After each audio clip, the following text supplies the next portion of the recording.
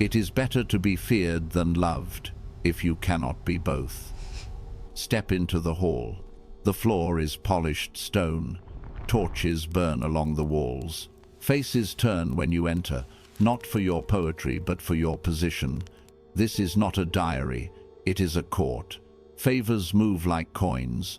Doors open for those who carry rank, options, and allies. You are not here to beg for connection.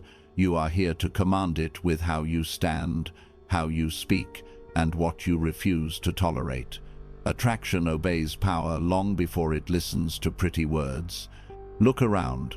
Courtiers drift in circles, trading smiles for access. The ones with leverage speak less. They do not explain. They do not chase. Their silence is not emptiness. It is a price. Your value is measured by what you make costly. In this hall, flattery without scarcity is counterfeit. Kindness without boundaries is a small change. The throne is not won by rhyme, it is won by frame. You think modern dating is different because the torches are now screens. But the law is the same. People follow certainty. They lean toward a center of gravity. They test where the ground will hold. They do not read your heart before they read your posture. They first decide what you are, then they hear what you say.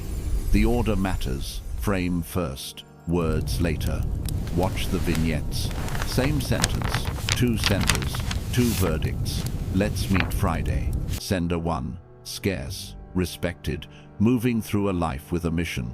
They offer 2 time windows. They do not beg for yes. They do not fear no. The message lands like a sealed invitation. It carries calm authority. Response, quick, clear, engaged. The conversation moves to logistics. Interest rises because the sender's life already runs without you. Joining it would be a privilege, not a rescue. Let's meet Friday. Sender 2. Always available, always explaining, always online. They have been typing paragraphs all week. They ask for reassurance in every line.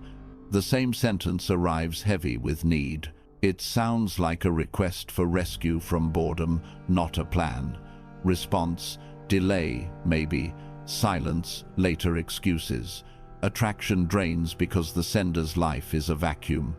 Entering it would be labor, not desire. You keep thinking the right words will save the wrong frame. They will not. A royal decree written on torn paper reads like a plea. A single clear line sent from a stable center outruns a page of roses. Delivery decides meaning. Timing decides tone. Perceived value decides speed. When your time is costly, your words are gold. When your time is cheap, your words are sand. Respect before desire. This is the rule of the court and the street. If you cannot be both adored and respected, secure respect first. You do this by limits, not lectures, by calm decisions, not emotional storms. You do this by letting consequence speak where you will not. If someone ignores your standard, you do not argue. You withdraw access. You shorten the window. You move the meeting. You end the thread. You let the market of behavior correct its own price. Understand what respect does. It protects your dignity from discounts. It filters opportunists who love attention but hate effort. It turns your presence into an earned space. And then, if love comes, it has a flaw. Without respect, desire is weather. With respect, desire is architecture. Stop auditioning for the role of convincing. Stand as the role of chosen. Speak less, but speak cleanly. Offer plans, not poems. Place your mission above your mood. Let your schedule show your standards. Make silence expensive. Make attention intentional. Make access earned. This hall is not hostile. It is orderly. It answers to power because power answers to discipline. You are not here to perform. You are here to set terms. Frame does not shout. It does not brag. It simply holds. And when it holds, people feel it. They step toward it. not because your words were beautiful, but because your center was real. Respect first. Desire follows. Men judge more by the eye than by the hand, because everyone can see, but few can feel. You keep writing longer messages, believing the right arrangement of syllables will unlock devotion. You stack apology on apology, explanation on explanation, as if a paragraph could replace presence and policy. The illusion is sweet.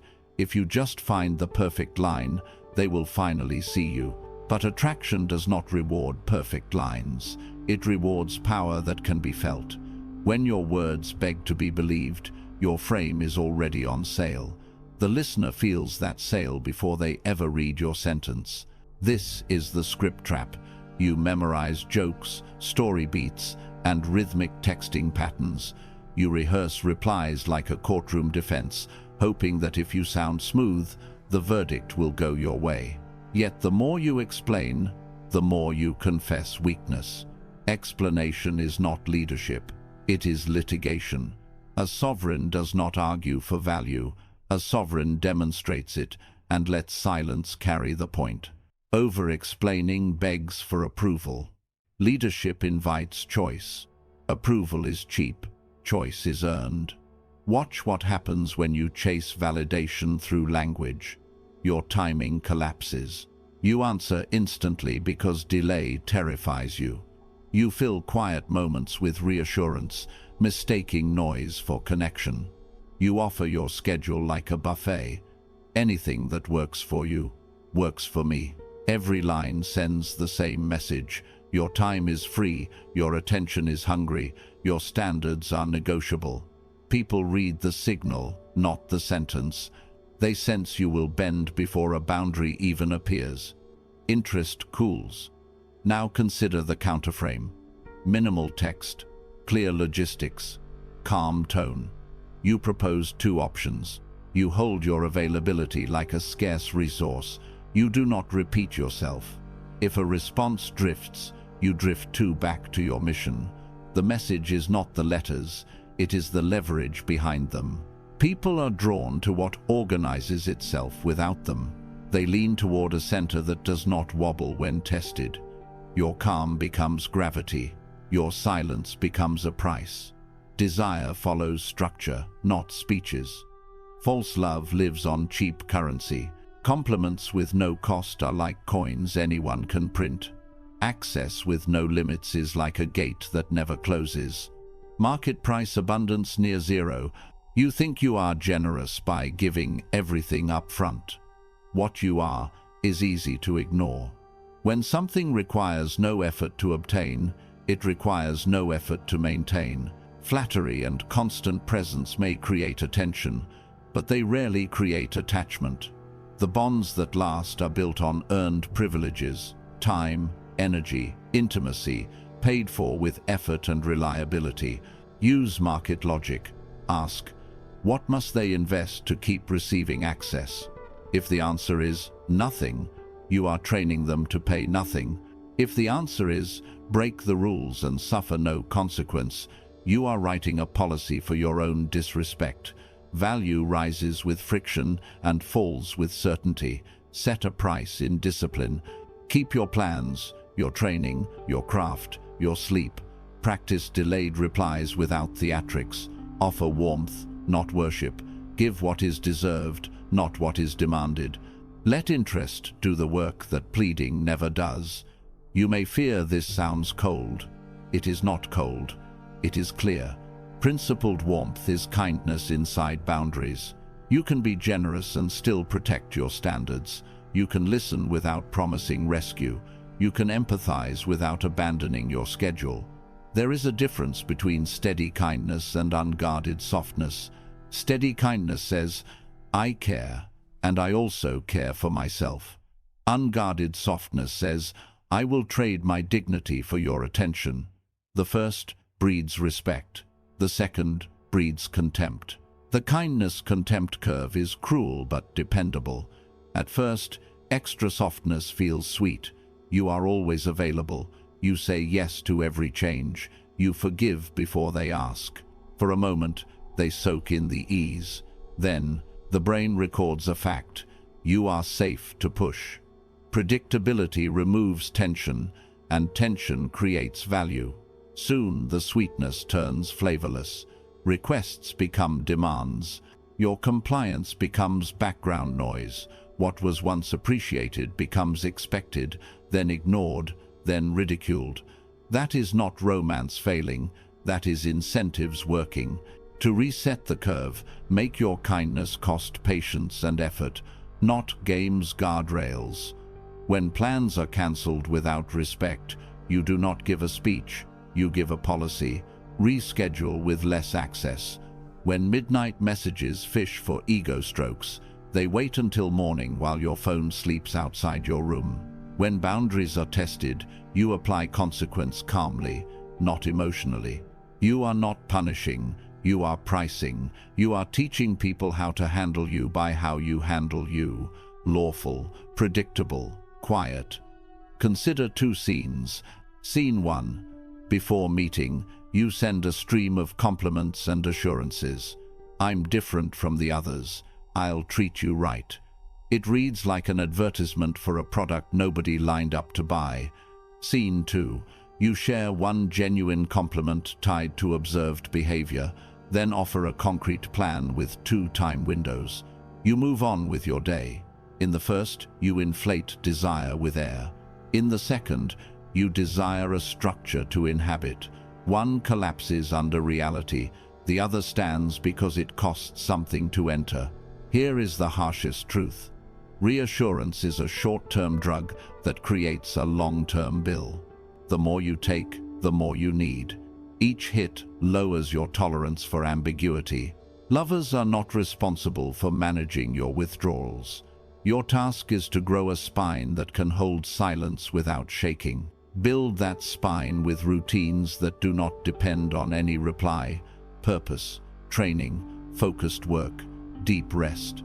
From that ground, your words become light tools, not life rafts. People feel the difference. They trust what you enforce more than what you promise. You do not need perfect lines. You need a perfect policy. Speak simply, propose clearly, enforce quietly, reward consistently, and when the old reflex urges you to type another paragraph, choose the sovereign move. Close the app, return to your mission, and let your frame do what your words never could. Warm heart, firm spine, earned access. Everyone sees what you appear to be. Few experience what you really are. You wonder why the same words don't land, why the same moves backfire, why attraction slips when you grip harder. The answer isn't in your sentences. It lives in the wounds that guide your hand before you type, in the tremor beneath your calm, in the policy you run without admitting it. You think you negotiate as a free person. In truth, your shadow already signed the contract. The past sits at the table, tugging on the sleeves of the present, whispering orders you confuse for instincts. You keep offering better lines, your wounds keep offering cheaper terms. Until you confront them, your frame is a puppet throne, and anyone with patience can pull the strings in daylight while you insist your crown is secure. Start with the leaks. You reply instantly, not from confidence but from fear of being forgotten. You over-explain simple plans to buy reassurance you should never need. You test loyalty with jealousy probes and accidental delays, then call it playful. Each behavior is a tell, and tells are currency for predators. Approval hunger broadcasts in speed. Abandonment fear broadcasts in paragraphs. Resentment broadcasts in little digs that say, I will punish you for making me want you. People hear you before they read you. They price your time by your panic, your value by your boundaries, your future by whether you can sit inside 10 minutes of uncertainty without setting yourself on fire to stay warm. Picture a crowded thread. The one you want texts once, then goes quiet. Your thumb burns. You send 2 clarifying messages. A meme to soften the pressure, then a self-deprecating line to make rejection cheaper. That sequence didn't come from reason. It came from an old room where a child learned silence meant danger. The adult keeps typing because the child thinks a storm is coming. A principled person will notice the speed and step back. Your urgency tells them you are not ready to hold calm. A narcissist will notice the speed and step in. Your urgency tells them a lever exists. The same leak that repels the wise attracts the unwise, and your inbox becomes a net designed by your fear. Over-explaining is another leak.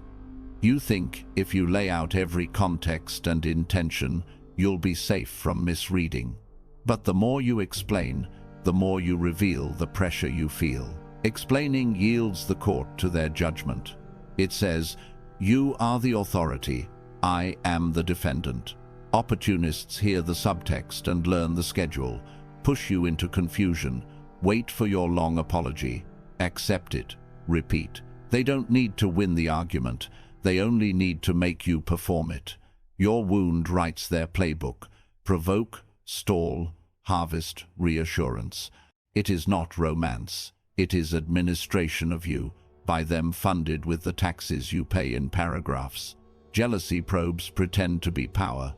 You flirt in view, hint at other options, weaponize ambiguity.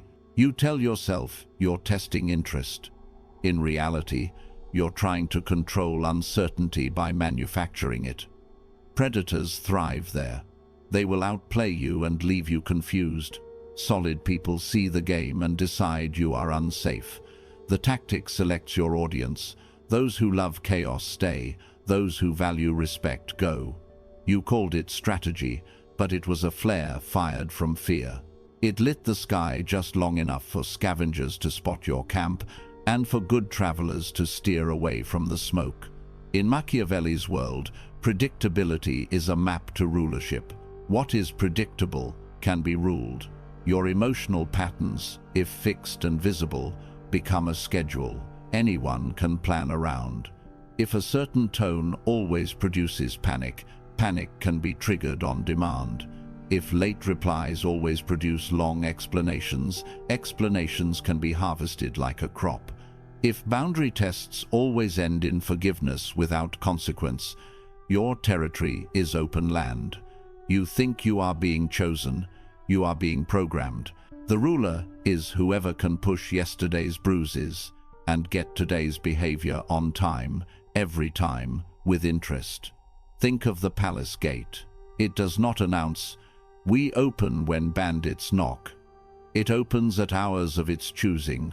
Your heart needs such hours. If you are available with every vibration, you are not choosing, you are being scheduled. A rival can predict you, send a breadcrumb at midnight, receive attention before sleep, drop a compliment after neglect, receive renewed effort, flirt with someone else, receive proof of attachment. That is not romance. That is supply chain management of your emotions by someone who treats your attention like inventory. Gates that open on command do not inspire respect. They invite trucks. Here is the tragic clarity. Self-betrayal becomes policy. You promise dignity, then trade it for temporary relief. Anxiety spikes. You pay with an explanation. Fear of loss rises. You pay with tolerance for disrespect. Uncertainty stings. You pay with public performance, stories, posts, thirst traps to force a reaction. Each purchase buys a minute of calm and sells a piece of sovereignty. Soon, your ruler is whoever can trigger your fear on cue. And it begins with tiny edits, forgiving flimsy cancellations, arguing at 2 a.m., laughing off a public slight. Later never comes. These small betrayals stack into law, and law invites enforcement by those least qualified to wield it. Notice how the wrong people grow stronger when your wounds run the show. The opportunist learns fear will overrule your boundary. The status climber learns flattery after neglect resets the score. The narcissist learns your guilt button is big and easy to press. You become predictable in the direction that harms you. You believe you are choosing, but your wound is choosing for you uncertainty over dignity. chaos over calm, speeches over standards. Attraction becomes a carnival where your tickets are printed from your need, and every ride ends at the same exit, emptier, angrier, less sovereign than before. The repair is not sentimental, it is strategic realism. Begin by mapping symptoms, wound, outcome. Instant replies, abandonment, fear, exploitation via breadcrumbing, over-explaining approval, hunger trials that keep you in court. Jealousy probes, control, anxiety, escalation into games you will lose. Break the chain at the first link by policy, not mood. Set response windows that protect your focus. Move logistics forward or move on. Replace explanations with choices. When pushed to defend your worth, decline the trial. This is what I'm available for. When tempted to provoke jealousy, choose mystery instead. Fewer disclosures, no theatrics, more life offline. When disrespected, apply consequence without anger. Anger feeds drama, consequence feeds respect. You will feel the old panic rise like a storm. Expect it. Panic is the sound of the wound losing jurisdiction. Let the storm pass while you hold the gate. Breathe, move, work, sleep, train. Do not announce your policy, demonstrate it. A new pattern teaches faster than any promise. The right people will relax into clarity. The wrong people will rage against the loss of leverage. Both reactions are data you can use. Sovereignty in love is not coldness. It is warmth within walls. It is a steady presence with standards. It is a schedule that serves your mission and a heart that refuses humiliation as the price of closeness. Live this way, and predators have nothing to grab. There are no loose threads.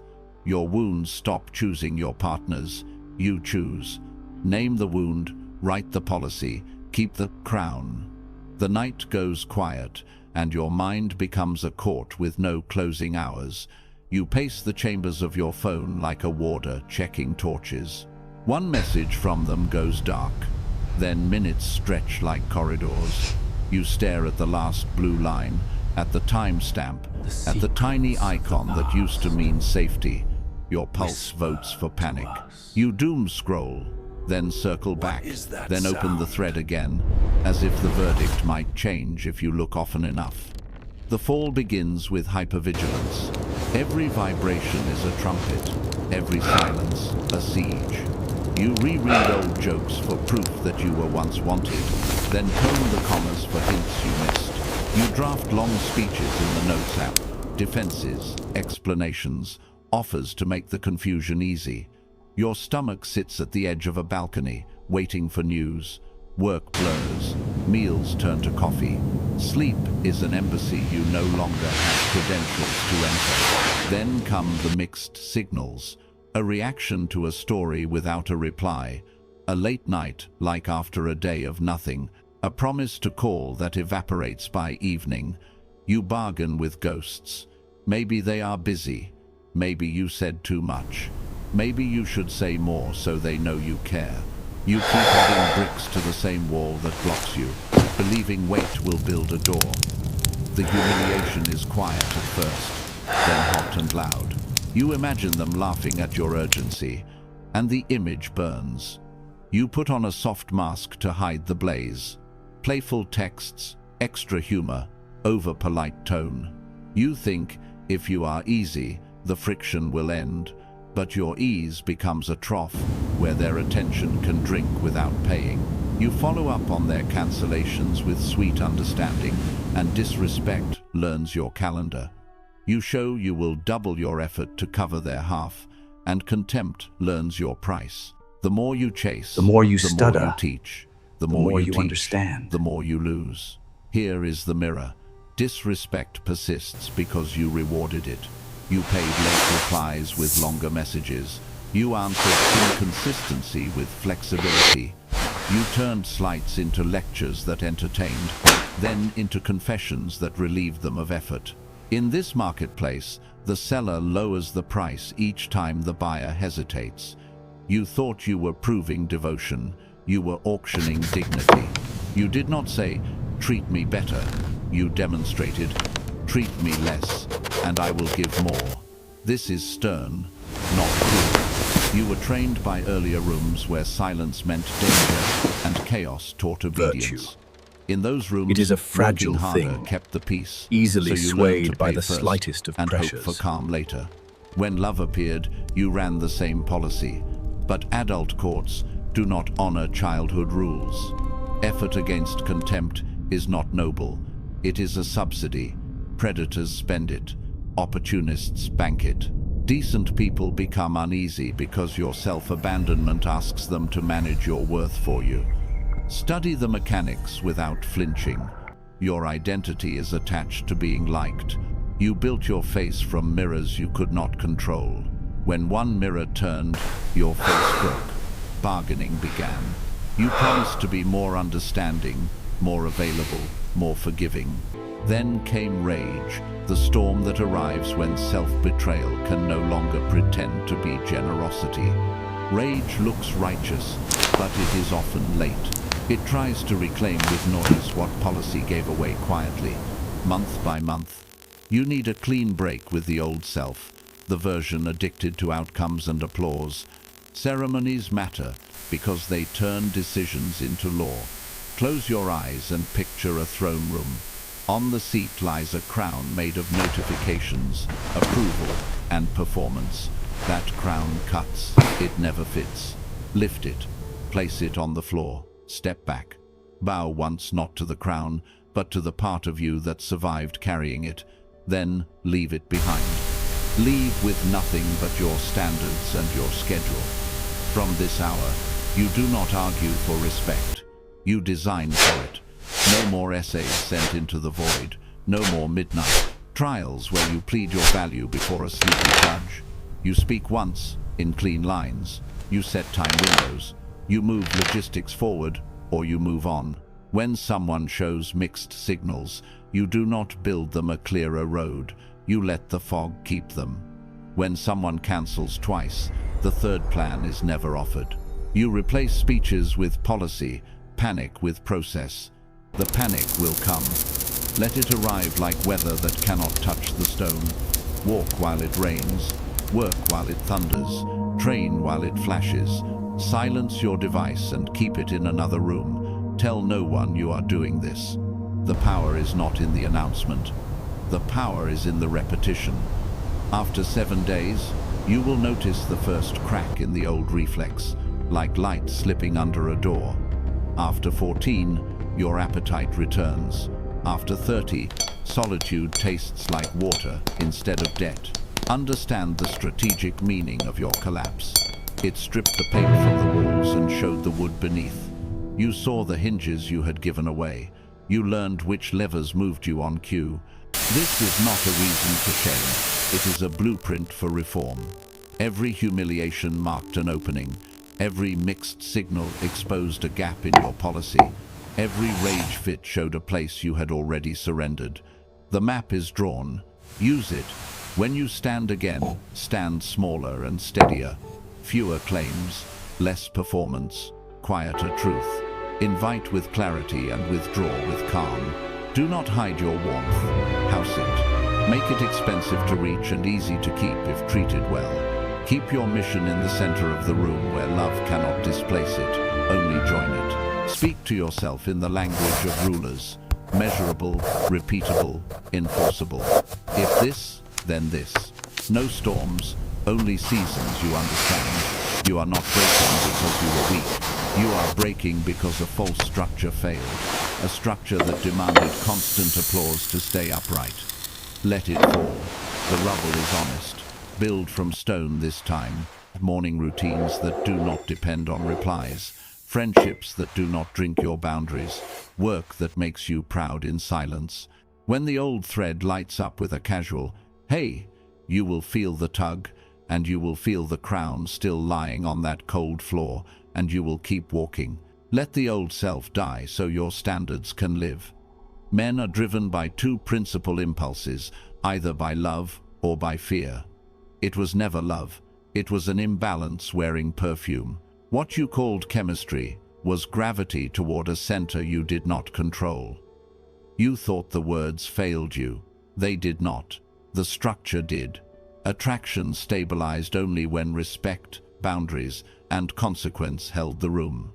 When they vanished, so did devotion. You were not undone by the wrong sentence. You were discounted by the wrong frame. Here is your lever, simple and sharp. Frame equals standards plus positioning plus consequences, held calmly over time. Standards are what you allow and what you refuse. Positioning is where you stand relative to your mission, your time, and your options. Consequences are the quiet laws that follow violations without speeches. Held together, they form a weather system around you. People feel it before they understand it. It makes yes mean yes and no mean no. It turns your presence into a policy, not a plea. Standards are gates. Without them, anyone can drive into your life at any hour with any demand. You used to call that openness. In truth, it was an unguarded border that made invasion cheap. Write your standards in plain lines. Punctuality, clarity, effort matched, private respect, public respect, not perfection reciprocity. You don't need to announce them, you enforce them. When someone cancels twice, the calendar closes. When someone speaks with contempt, access shrinks. When someone shows real effort, access expands in step. Positioning is the map of your life. In the old map, romance sat at the capital, and your mission lived on the outskirts. That is why a late text could overthrow your day. Shift the capital back to your mission. This is not withdrawal, it is order. Your training, your craft, your sleep, your circle, these become the spine that nothing displaces. From that height, you don't perform for attention. You extend invitations to share motion. People can join your pace or step aside. Either choice leaves your direction intact. Consequences are the crown's handwriting. They speak when you do not. You used to debate every slight and bargain after every disrespect. That taught others you would exchange dignity for closeness, replace debate with policy. Late, confirm once, then reschedule on your terms, or don't. Mixed signals, move logistics forward, or move on. Pressure to overshare, offer less, and change the subject. Consequences are not rage, they are pricing. They teach the market how to treat you without you raising your voice. Respect before emotion. Affection without structure is weather warm at noon, gone by dusk. You kept chasing the sun while ignoring the roof. The structure is the roof. Without it, every cloud becomes a crisis. With it, storms pass and the house stands. Romance is not outlawed by rules, it is protected by them. Laughter grows where trust is not bleeding. Desire deepens where boundaries keep resentment out. People do not fall in love with your speeches about feelings. They fall in love with how calm and consistent your presence feels. You were told that love is unconditional. That makes a sweet song and a cruel life. In practice, healthy love is conditional on conduct, honesty, consistency, care. Conditions are not cold. They are commitments that can be kept. The alternative is sentimentality that bends until it breaks, then calls the break fate. Fate did not do that. Policy did. You relieved others of the work of earning you, then grieved when they treated you like a free sample. Reframe it. Your value is high. Your access is earned, step by step. From chasing to choosing. End the theater of pursuit. Curation is quieter and stronger. Write selection criteria like a hiring manager for your life. Do they keep their word without reminders? Do they handle a no with grace? Do they calm or drain it? Do they show effort when the novelty fades? Score it in your head. 2 strikes on core criteria end the interview. No apologies, no speeches. You are not punishing, you are preserving fit. The right people will feel seen by the structure. The wrong people will resist and fall away. Practice sovereign minimalism in communication. Propose, don't plead. 2 options, clear times. If they are interested, they align. If they are not, space returns to you, and you invest it where life multiplies. Affirm warmly, not constantly. Praise specifics, not fantasies. Share enough to build trust, not enough to mortgage it. Mystery is not manipulation. It is respect for the parts of your life that must remain whole to guide you. Now, revisit the story you used to tell. You were almost loved, but your words ruined it. No, you were almost chosen, but your frame made choosing you too easy to value or too costly to respect. When the structure entered, attraction returned because it finally had walls to echo against. It was never love denied by phrasing.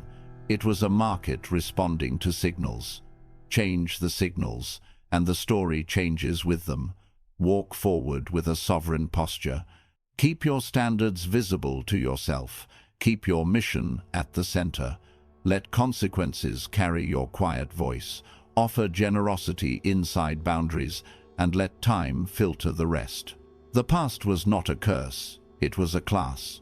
Graduate with honors by refusing the old tuition. Respect first, structure firm, love earned. A prince must learn how not to be good. Power with a conscience is still power. Power without a conscience is only noise. Your task now is neither cruelty nor softness.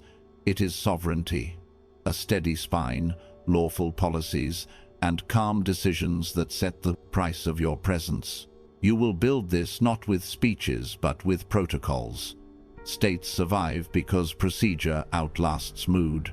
You will become your own state. Begin with the non-reactive protocol. For 24 hours after a provocation, you do nothing that explains you. No essays, no defenses, no midnight paragraphs. You acknowledge the signal, then let it sit like a letter on a desk until the sun rises. This is not avoidance, it is command of tempo. When you hold tempo, you control the frame. In those hours you train, you work, you sleep. Anger grows dull, need grows quiet. You return to the matter as a judge after recess, not as a defendant on trial. The non-reactive protocol protects status under fire. Predators live on your reactivity. Every burst of emotion is free fuel for their leverage. They will poke, delay, triangulate, and perform confusion. Your policy steals their oxygen. You do not reward drama with blood. You let storms pass while your gates remain closed. You answer when you decide, and only with what moves reality, nothing more. Next, scarcity discipline. Your time is a rare metal. Treat it that way. Limit access, limit windows. Place your mission above romance, and let romance orbit it at a respectful distance. This is executive posture. Schedule invitations, the way a city schedules bridges open at set hours, closed for maintenance, never at the whim of random traffic. People respect what is scarce and predictable. They distrust what is always available and easily moved. You do not perform value. You express it by what you withhold. Meetings are offered, not begged for. Attention is directed, not poured. Silence is expensive. Then, boundary plus consequence. Your lines are not warnings, they are laws. Speak them once, simply.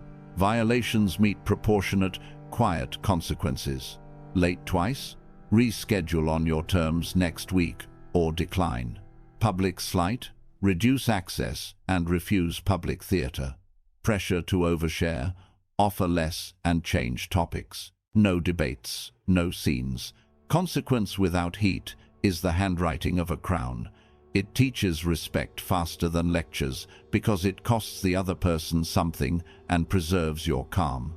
Move to the external tactics. Start with selection and testing. You are not hunting, you are filtering. Gentle friction is your sieve. Micro delays reveal whether interest is steady or only hungry for attention. Values checks, small asks for clarity, punctuality, and follow-through reveal character without theatrics. Ask for a simple plan, a time, a place, a confirmation by noon. Watch, do not chase. Players sprint during novelty and stall during duty. Good people steady themselves and deliver.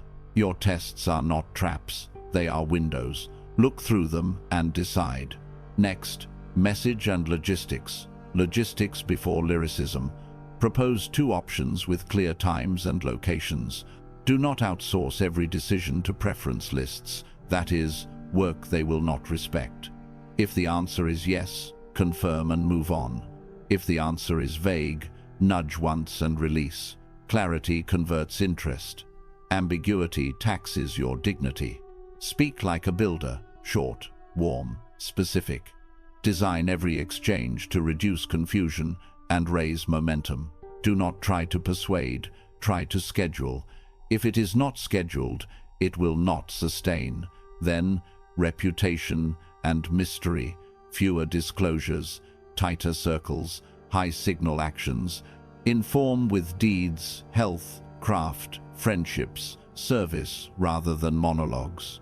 Your image becomes a byproduct, not a product. Mystery here is not game playing, it is structural integrity. Share enough to build trust, not enough to sell your center. If the other person values gossip, they will resent your quiet. Let them. You cannot be both sovereign and endlessly available for inspection. Keep one locked room in every palace. It is where your mission sleeps. Now measure. Power without metrics becomes theater. Track 3 KPIs. Respect shown, effort matched, calm maintained. Respect shown is behavior, not compliments. Do they arrive when they say they will? Do they speak well of you in rooms you do not enter? Do they protect private matters?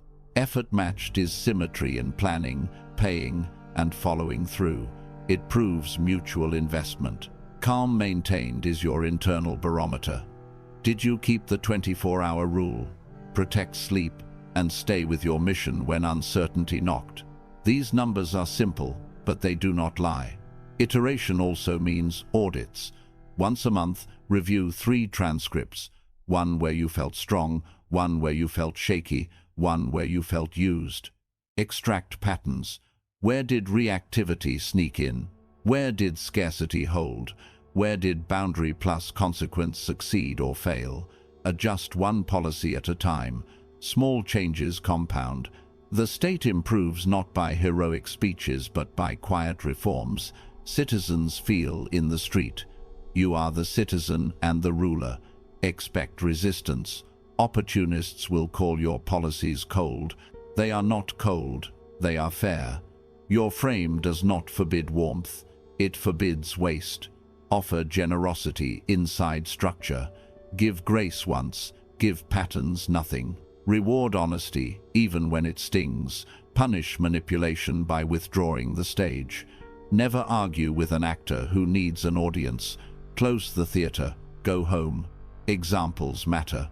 The late night, hey, after days of silence. No reply until morning, then a simple, tomorrow is better 6 or 8. If they ghost again, the door closes. The public flirt meant to trigger you. Ignore the bait, finish your workout, and later restate your standard privately. If the pattern repeats, reduce access. The pressure to explain your worth. Decline the trial. This is what I'm available for, and exit the courtroom you never agreed to enter. You are not punishing, you are pricing. You train the market with every response. All of this is meeting the shadow. You are not suppressing need, you are governing it. The part of you that fears loss learns to sit through uncertainty without burning the village. The part that craves applause learns to eat from purpose, not from claps. The part that wants revenge learns that policy bites harder than rage and leaves no stain. You become reliable to yourself. Others feel that reliability as steadiness, as gravity, as home. Do not confuse sovereignty with loneliness. It is the opposite. It makes you safe to love because you will not sell your center to keep a hand.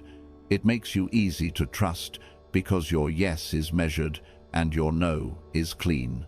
It makes you attractive because your life is already in motion and there is room beside you for those who respect the road. This is Machiavellian ethics. Do no harm, permit none against you, build a state that does not need chaos to feel alive. Hold the protocol, hold the posture, hold the peace. When the old urge to explain rises, breathe and let the hour pass. When attention comes easy, protect your scarcity. When lines are crossed, let consequence write the reply. You are not improvising anymore. You are governing.